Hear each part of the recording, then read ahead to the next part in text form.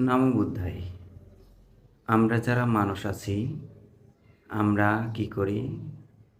ধর্ম নিয়ে মানে বাড়াবাড়ি করি। কীরকম? আমরা পৃথিবীতে বিভিন্ন ধর্মের বা জাতি বসবাস করি।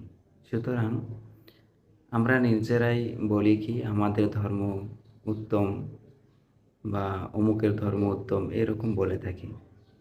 কিন্তু আমাদেরকে মনে রাখতে হবে সেটা হচ্ছে কি, আমাদের ধর্ম যদি উত্তম হয় তাহলে আমরা উত্তম রূপে নিজের ধর্মটাকে প্রতিপালন করব। আরেকজনকে ফোর্স করব ধর্ম গ্রহণের জন্য, বা আরেকজনের ধর্ম ভালো নয়, উত্তম নয়, এরকম বলার আমাদের কোনো অধিকার থাকে না।